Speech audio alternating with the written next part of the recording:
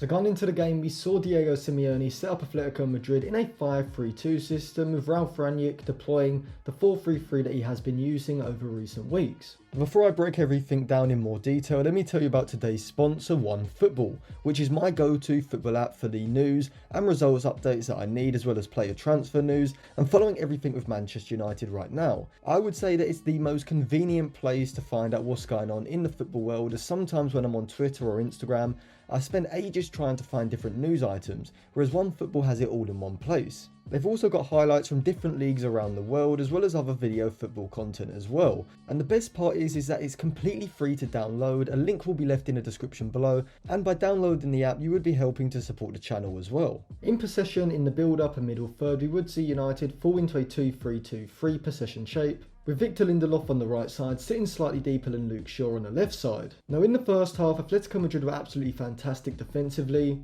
When David De Gea had the ball, they would look to push up the pitch, ready to man-to-man press in an attempt to force United long. However, when United's centre-backs would have the ball, Atletico were quite passive in their pressing, dropping off into a 5-3-2 system, with the front five consisting of Correa and Felix ahead of the midfield three, sitting narrow and compact and therefore forcing United out to the flanks. When Victor Lindelof would receive the ball, we would see Renan Lodi on the left side pushing up almost as a left-sided midfielder, ready to pressurise the Swede, forcing United backwards and stopping them progressing the ball into Atletico Madrid's half. And this meant that at times Atletico Madrid's defensive system would resemble a 4-4-2 as Renan Lodi pushed up the pitch. Now it wasn't just Atletico Madrid's defensive shape that was pretty solid, it was also their ability to push up the pitch, continue to be organised and press at the right times. See, even if you have a very good defensive or pressing shape, your timings when actually applying the pressure do need to be in sync. Otherwise, if one player moves out to pressurise the ball and another player behind him doesn't follow, then of course this is going to allow the opposition to play around this pressing player and then move into the space he's vacated. However, Atletico Madrid against Manchester United in this game are very organised, knowing exactly what they're supposed to do, and that obviously stems from Simeone and the work done on the training ground, but I thought Jimenez in the centre-back position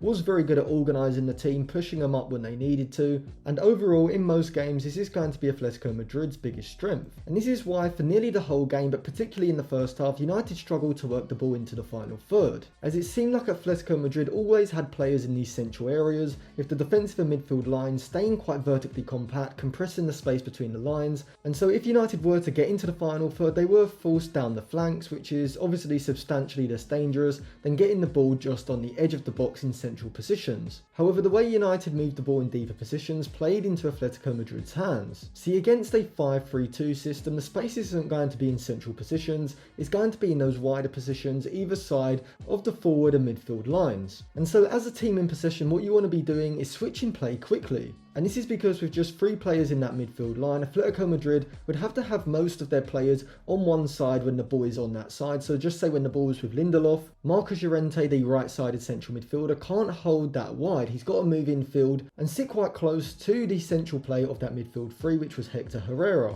But the catalyst for the whole pattern of the game really came in the first 7 minutes with João Felix's diving header, which gave Atletico Madrid the lead. The ball gets cleared out of the United box and gets picked up by Renan Lodi, who proceeds to put in an absolutely fantastic deep cross, and João Felix makes a run across Harry Maguire, who seems to have his feet planted in cement. He doesn't adjust his feet at all to even make an attempt to get across Felix and block that run. And to be fair to Atletico Madrid, the cross and the header are absolutely fantastic, but Harry Maguire yet again is a liability in defence. And I think at this point we have to not just blame Harry Maguire himself, but also blame Rangnick. See, at this point it's not even worth calling it a mistake, it's just a part of his game. It's happened so frequently and it's continuing to cost United. But particularly in the air, you would expect Harry Maguire to at least be somewhat good in terms of dealing with crossing situations. He's 6'3", 6'4", and you would imagine that would be dominant against someone like João Felix. Normally he struggles in one-on-one situations when the ball's on the ground, when he has runners in behind him, but his constant mistakes are just a mental thing at this point. It's not even down to his lack of pace or his overall defending ability. I couldn't understand why Rangnick went for Lindelof at right back and not just play Lindelof at centre back and then have Dalot playing from that right back position, or even Wan-Bissaka. I would have gone with Dalot, certainly in the second half. Wan-Bissaka came on, which was a strange decision for me because Wan-Bissaka probably doesn't even have as good attacking output as someone like Lindelof. I think Lindelof was pretty good Not really in this game, but in other games, coming out with the ball, dribbling forward and carrying the ball into the opposition's half. He did it very well against Leeds, and that's where Fernandes' goal came from on the weekend. And even Ranić's substitutions in the second half, he brought on Telles, Matic and Wan-Bissaka when United needed a goal. It was a strange substitution, or a series of substitutions.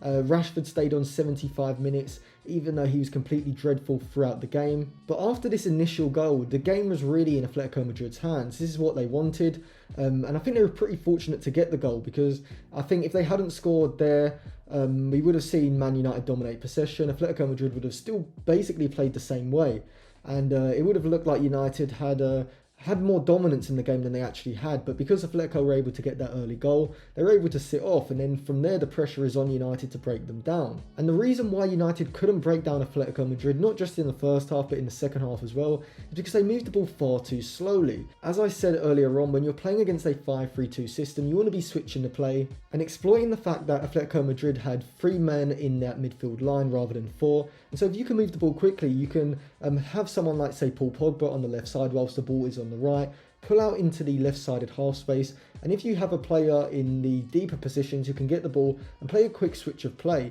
you can really open up that space and attack down the opposite flank.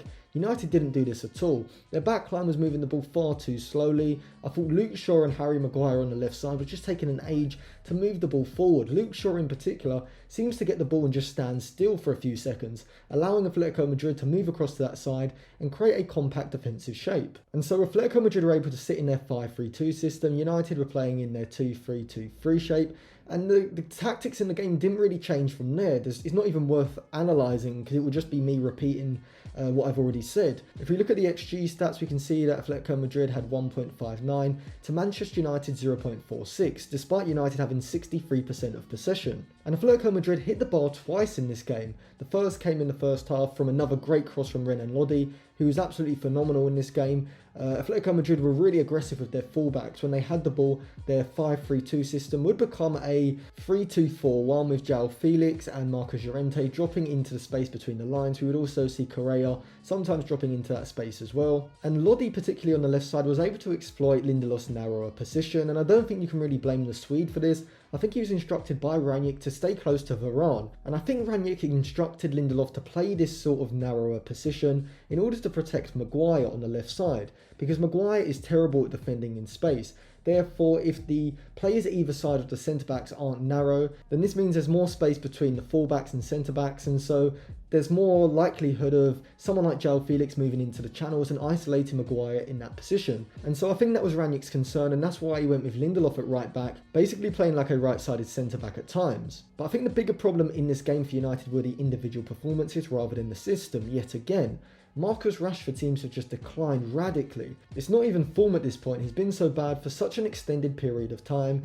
You really just have to call it a decline in his own ability. He receives the ball on the left side and he just slows down play completely. He just stands there for a few seconds, allows the opposition to shift across and the player to set himself in position, and he either tries a long shot, which more often than not just goes over the bar or gets blocked, or tries to dribble the player and gets tackled, or he's looking for a pass and he leaves it too late, makes the wrong decision. Every time the attack goes to Marcus Rashford, it breaks down. Now, United were hugely lucky in this game to actually get a draw. They got bailed out, and it came from a mistake from Ronaldo. Atletico Madrid's left side is centre-back, who for some reason decides to dive in and try to intercept Bruno Fernandes' through pass. And Oblak, who's also another player who's declined radically. He's had a terrible season. He gets his positioning in the goal completely wrong.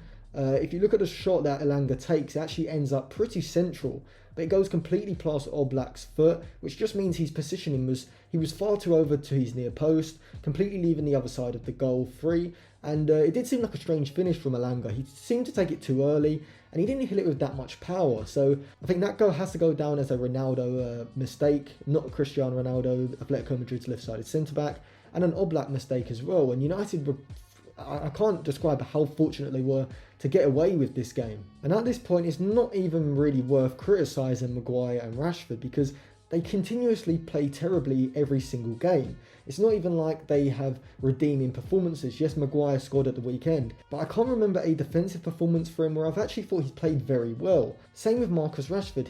The last time I can remember him really having an impact was against Tottenham and he scored that goal. He did score against Atalanta as well, but it's been so long since he's even had a moment of brilliance to really amend for his individual errors when he does play in games like this. At this point, both players are liabilities, and Ranić has to be criticised if he keeps playing them. It's not like he doesn't have any other options. He does have Lindelof, who can play at centre-back. Varane, who can play at centre-back as well. On that left side, I think Elanga or Sancho have to start over Marcus Rashford. And I am going to do a further breakdown video in the next few days, going over exactly what I think is wrong with Manchester United. And I do have to lay the blame at the English players' door. And I'm going to be going not just through this season, but also through previous seasons and talking about where I think this all started. So if you do want to see that video, subscribe to the channel, click the bell for notifications and check the description for more videos as well.